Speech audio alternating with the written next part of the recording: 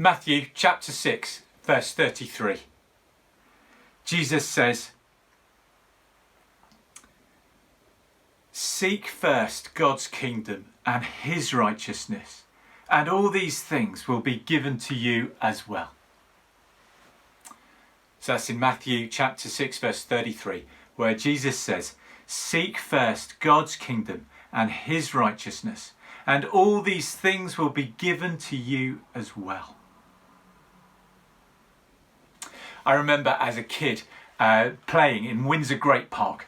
There was a fallen tree and I was trying to balance my way along it, and I thought I was very good at balancing. I'd done a good balance beam at school and I wanted to show my mum and dad how I could do it.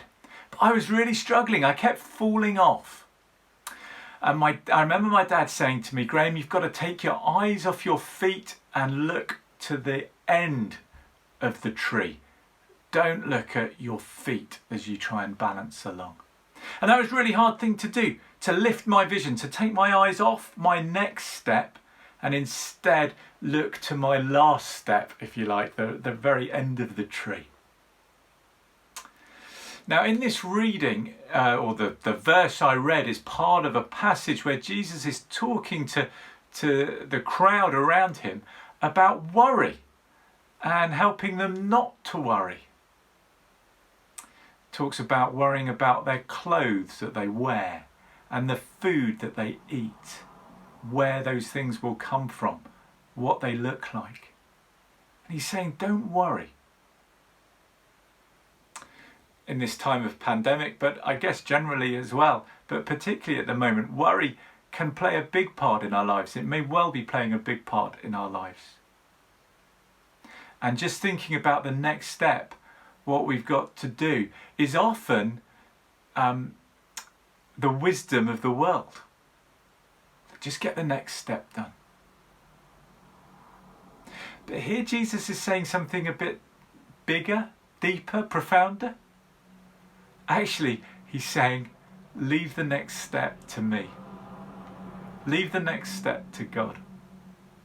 Just look up. Look up. Look up at God and he will guide your step. Tom Wright puts it beautifully in his commentary on this passage. He says, when Jesus urged them to make God their priority, it's important to realise which God he's talking about. He's not talking about a God who is distant from the world, who doesn't care about beauty and life and clothes. He's talking about the Creator himself, who has filled the world with wonderful, mysterious things, full of beauty, energy and excitement. And he wants his human creatures above all to trust him and love him and receive their own beauty, energy and excitement from him. So when Jesus tells us not to worry about what to eat or drink or wear, he doesn't mean that these things don't matter.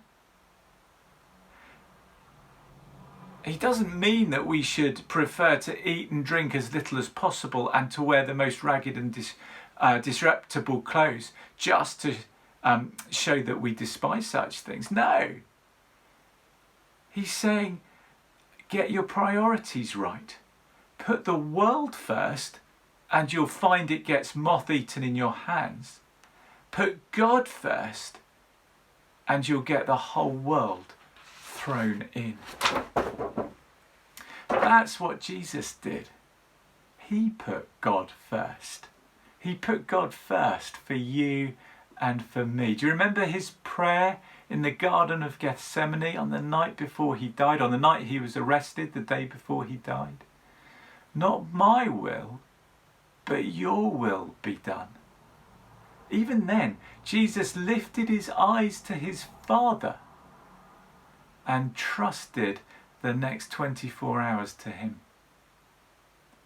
And he did that because he loves you and loves me. He didn't know how he was going to take those steps towards the cross on which he died for you and me. All he could do was lift his eyes to his Father and say, your will be done. And that is how Jesus is telling us not to worry. to lift our eyes off our next steps and instead to focus on him, the one who loves us and gave everything for us. So don't worry. Jesus will hold it in his hands, that we may walk through this life with our heads up. Amen.